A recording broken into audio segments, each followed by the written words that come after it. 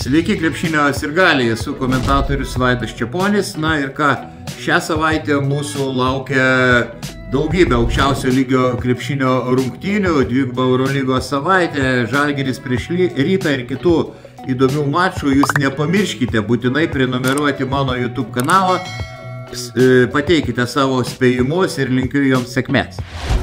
Gruodžio 3 dieną Žalgirio krepšininkų laukia išvyka į Belgrado pragarą ir mūšis su vietos Partizano klubu, kuris dar neseniai buvo gilioje duobėje, buvo patirti 6 pralaimėjimai iš eilės, tačiau ekipa pastaruoju metu atsitėsė, demonstruoja fantastinę sportinę formą.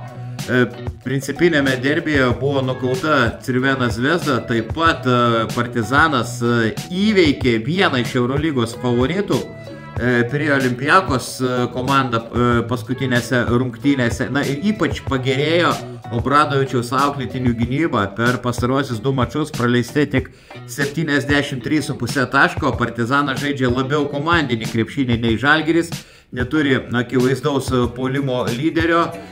Manau, kad žalgiriečiams bus labai sunku, linkiu Žalgiriui pergalės, tikiu kauniečių pergalę, bet vis dėlto šį kartą prognozuoju Partizano sėkmę.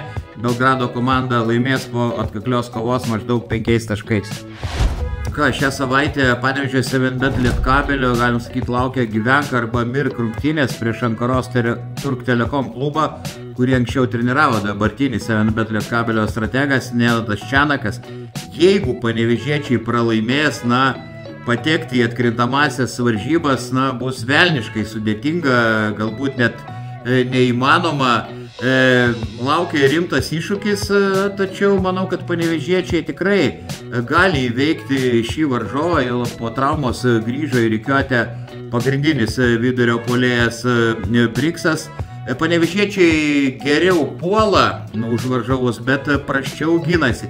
Ir manau, kad Panevėžio komanda turi didžiulį šansą laimėti, nes rungtynėse Panevėžyje lankysis ir Panevėžio ekipą aršiai palaikys pats Karolis Tiškevičius. Taigi, 7bet Lietkabelio pergalė maždaug 7-8 taškai. Gruodžio 5 dieną žalgiriečių laukia vienas rimtas išbandymas Eurolygoje, kova namie prieš Anadolu Efes komandą. Tai tikrai yra įveikiamas priešininkas, bet aišku, įveikiamas priešininkas buvo ir Vitorijos Baskonėje. Nėra silpnų varžovų Eurolygoje, tačiau guodžia tai, kad dabar išgyvena krizę Stambulo komanda, 2 patirti pralaimėjimai iš eilės, 15 taškų skirtumų pralaimėta kukliam Vilerbano Asvel klubui. Na ir Šeino Larkino tikrai labai trūksta pastaruoju metu Anadolu Efes ekipai, kuris dar gydosi traumą. Turi didelių problemų su gynyba Turkijos komanda.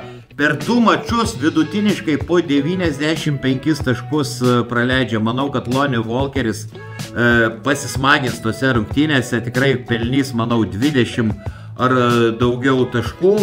Aišku, Efesas taikliau meta nei žalgiriečiai, bet neabejoju šį kartą Kauno ekipos pergalė maždaug 10 taškų persvara.